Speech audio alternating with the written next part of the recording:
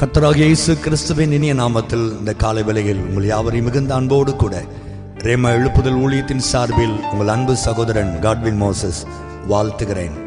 இந்த நாள் முழுவதும் தேவனுடைய மகிமையான பிரசன்னம் உங்களோடு கூட இருப்பதாக. ஆமென். உன் துக்க நாட்கள் முடிந்து போகும், நீ இனி அழ வேண்டாம். உன் துக்க நாட்கள் முடிந்து போகும், நீ இனி அழ வேண்டாம். வாக்குரைத்தவர் உண்மை உள்ளவர், நிறைவேற்ற வந்துவிட்டார். வாக்குரைத்தவர் உண்மை உள்ளவர், நிறைவேற்ற வந்துவிட்டார். அடைக்கப்பட்ட வாசல்களை உனக்காக திறந்திடுவார்.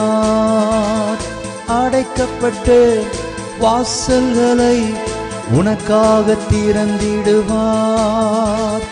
தேசத்தின் நன்மைகளை இன்றே சுதந்தரிப்பாய். தேசத்தின் நன்மைகளை இன்றே சுதந்தரிப்பாய். உன் துக்க நாட்கள் முடிந்து போகும், நீ இனி அழ வேண்டாம். உன் துக்க நாட்கள் முடிந்து போகும், நீ இனி அழ வேண்டாம். வாக்குரைத்தவர் உண்மை உள்ளவர், நிறைவேற்ற வந்துவிட்டார். வாக்குரைத்தவர் உண்மை உள்ளவர், நிறைவேற்ற வந்துவிட்டார்.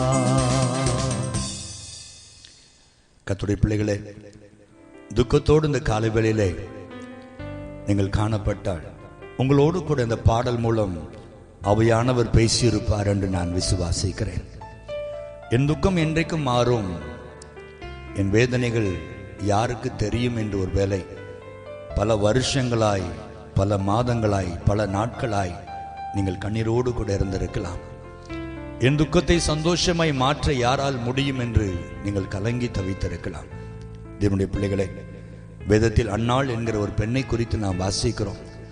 குழந்தை பாக்கியம் இல்லாத அந்த பெண் தன் கணவரிடத்தில் எவ்வளவோ போராடி பார்க்கிறாள், எனக்கு ஒரு குழந்தை தாரும்.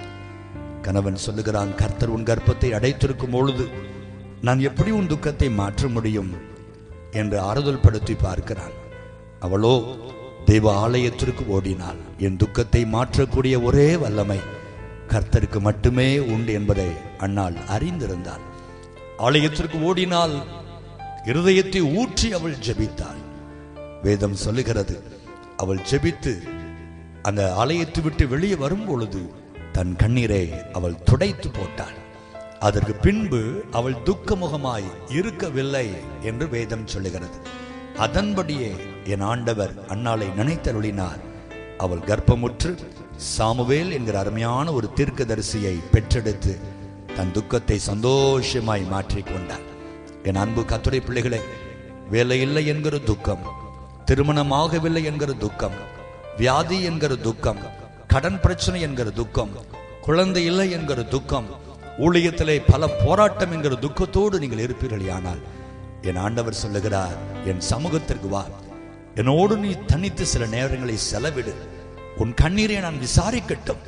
ஜெபத்திலிருந்து நீங்கள் எழும்பும் பொழுது துக்கமுகமா இருக்கக்கூடாது என்று கர்த்தர் சொல்லுகிறார். ஜெபித்து விட்டு விசுவாசத்தோடு நீ போ மகனே, விசுவாசத்தோடு நீ போக மகளே. உன் பிரச்சனைகள், உன் துக்கத்தை நான் பொறுப்பெடுத்து உன் துக்கத்தை மகிழ்ச்சியாய் மாற்றுவேன், உன் துக்கம் சந்தோஷமாய் மாறும் என்று கர்த்தர் சொல்லுகிறார். அந்த வார்த்தையின்படியே ஆண்டவர் இன்றைக்கு உங்கள் துக்கங்களை மாற்ற அவளோடு காத்திருக்கிறார். விசுவாசத்தோடு என்னோடு இணைந்து ஜெபியுங்கள், கர்த்தர் பெரிய காரியங்களை செய்வாராக. நல்ல ஆண்டவரே, விசுவாசத்தோடு உம்முடைய பாதத்திற்கு வந்திருக்கிறோம். அன்னாளின் துக்கத்தை மாற்றி அவளை ஆனந்த களிப்பாய் மாற்றின எங்கள் அன்பு தெய்வமே, என்னோடு இணைந்து ஜெபிக்கிற உம்முடைய அன்பு பிள்ளைகள் யார் யார் எந்தெந்த பிரச்சனைகளினாலே, கஷ்டத்தினாலே, துக்கத்தோடு இருக்கிறார்களோ உமக்கு மட்டுமே அது தெரியும் ஆண்டவரே. அந்த துக்கத்தை இன்றைக்கு சந்தோஷமாய் மாற்றும். இனி அவர்கள் துக்க முகமாய் இருக்கவே கூடாது. உம்முடைய அன்பு பிள்ளைகளுடைய முகங்கள் இனி மகிழ்ச்சியினால் நிரம்பி இருப்பதாக. நீர் ஒரு வார்த்தை சொன்னால் போதும் ஆண்டவரே, எல்லாம் மாறி போகும். பெரிய காரியங்களை இன்றைக்கு செய்வீராக. பெரிய ஆண்டவரிடத்துல பெரிய காரியங்களை நாங்கள் எதிர்பார்க்கிறோம். எங்கள் ஆண்டவர் இன்றைக்கு உம்மை நோக்கி உண்மையாய் ஜெபிக்கிற பிள்ளைகள் ஒவ்வொருடைய வாழ்க்கையிலும் துக்கங்களை மாற்றி மகிழ்ச்சியினால் இடை கட்டி வனாந்தரத்தை ஏதேனாய் மாற்றுவீராக.